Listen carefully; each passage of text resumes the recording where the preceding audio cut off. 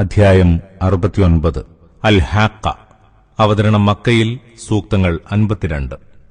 അനിവാര്യമായ സംഭവം എന്നാണ് അൽ ഹാഖ എന്ന പ്രയോഗത്തിന്റെ ആശയം. അധ്യായത്തിലെ ആദ്യ പദമാണിത്. പ്രവാചകന്റെ മക്ക ജീവിതത്തിന്റെ ആദ്യകാലത്ത് അവതരിച്ചു. ആദ്യ ഭാഗത്ത് പരലോകത്തെ വർണ്ണിക്കുന്നു. തുടർന്ന് ഖുർആന്റെ ദൈവികത ഊന്നിപ്പറയുന്നു. അവസാനത്തിൽ പ്രവാചകന്റെ സത്യസന്ധതയും വിശ്വസ്തതയും തെളിയിച്ചു കാണിക്കുന്നു. ബിസ്മില്ലാഹിർ റഹ്മാനിർ റഹീം. അനിവാര്യ സംഭവം. എന്താണ് ആ അനിവാര്യ സംഭവം? ആ അനിവാര്യ സംഭവം എന്തെന്ന് നിനക്കെന്തറിയാം? സമൂദും ആദും ആ കൊടും വിപത്തിനെ തള്ളിപ്പറഞ്ഞു. എന്നിട്ടോ സമൂദ് ഗോത്രം കൊടും കെടുതിയാൽ നശിപ്പിക്കപ്പെട്ടു. ആദ് ഗോത്രം അത്യുഗ്രമായി ആഞ്ഞടിച്ച കൊടുങ്കാറ്റിനാലും നാമാവശേഷമായി. 7 രാവും 8 പകലും ഇടതടവില്ലാതെ അല്ലാഹു അതിനെ അവരുടെ നേരെ തിരിച്ചുവിട്ടു. അപ്പോൾ നുരുമ്പിയ ഈത്തപ്പനത്തടികൾ പോലെ ആ കാറ്റിലവർ ഉയിരറ്റു കിടക്കുന്നത് നിനക്ക് കാണാമായിരുന്നു. അവരുടേതായി വല്ലതും ബാക്കിയായത് നീ കാണുന്നുണ്ടോ?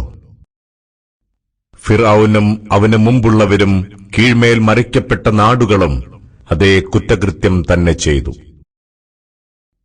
അവരൊക്കെയും തങ്ങളുടെ നാഥന്റെ ദൂതനെ ധിക്കരിച്ചു. അപ്പോൾ അവൻ അവരെ കഠിന ശിക്ഷയാൽ പിടികൂടുകയായിരുന്നു. പ്രളയം പരിധി കടന്നപ്പോൾ നിങ്ങളെ നാം കപ്പലിൽ കയറ്റി രക്ഷിച്ചു. ആ സംഭവത്തെ നാം നിങ്ങൾക്ക് ഓർക്കാനുള്ള ഒന്നാക്കാനാണത്. സൂക്ഷ്മതയുള്ള കാതുകൾ എക്കാലത്തേക്കും ഒരോർമ്മയാക്കാനും. പിന്നെ കാഹളത്തിൽ ഒരൂത്ത് ഊതപ്പെട്ടാൽ ഭൂമിയും പർവ്വതങ്ങളും പൊക്കിയെടുത്ത് രണ്ടിനെയും ഒറ്റയടിക്ക് ഇടിച്ചു തരിപ്പണമാക്കിയാൽ അന്നാണ് അനിവാര്യ സംഭവം നടക്കുക. അന്ന് ആകാശം പൊട്ടിപ്പിളരുന്നു. അന്നത് നന്നേ ദുർബലമായിരിക്കും. മലക്കുകൾ അതിന്റെ നാനാഭാഗങ്ങളിലുമുണ്ടായിരിക്കും. നിന്റെ നാഥന്റെ സിംഹാസനം 8 പേർ തങ്ങൾക്ക് മുകളിലായി ചുമക്കും. അന്ന് നിങ്ങൾ ദൈവസന്നിധിയിൽ ഹാജരാക്കപ്പെടും. നിങ്ങളിൽ നിന്ന് ഒരു രഹസ്യം പോലും മറഞ്ഞു കിടക്കുകയില്ല.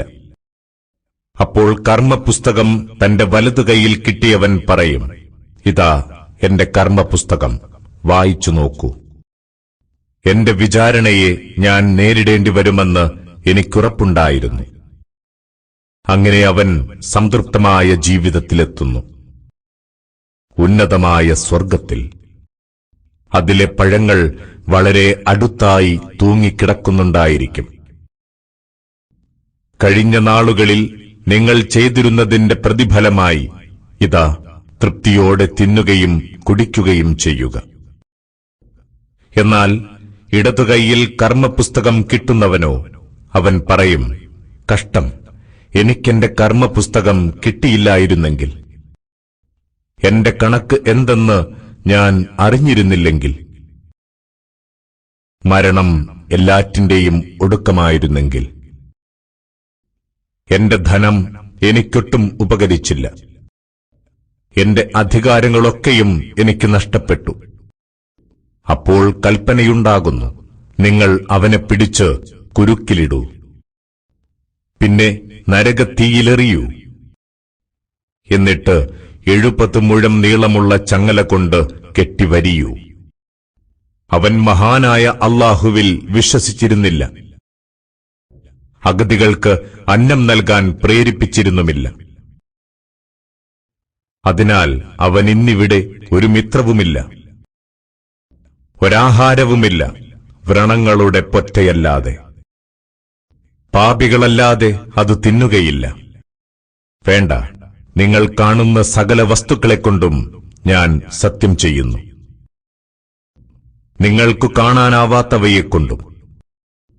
തീർച്ചയായും ഇത് മാന്യനായ ദൈവദൂതന്റെ വചനങ്ങളാണ്.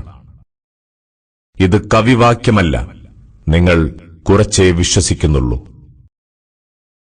ഇത് ജോത്സ്യന്റെ വാക്കുമല്ല, നന്നേ കുറച്ചേ നിങ്ങൾ ആലോചിക്കുന്നുള്ളൂ. ഇത് ലോകനാഥനിൽ നിന്ന് അവതീർണമായതാണ്.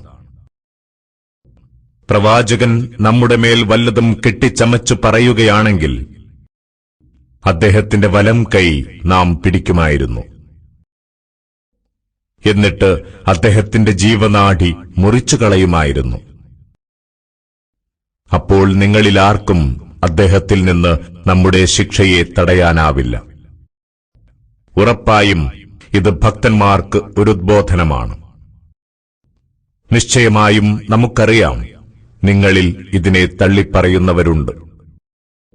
തീർച്ചയായും അത്തരം സത്യനിഷേധികൾക്കിത് ദുഃഖകാരണം തന്നെ. നിശ്ചയമായും ഇത് സുദൃഢമായ സത്യമാണ്.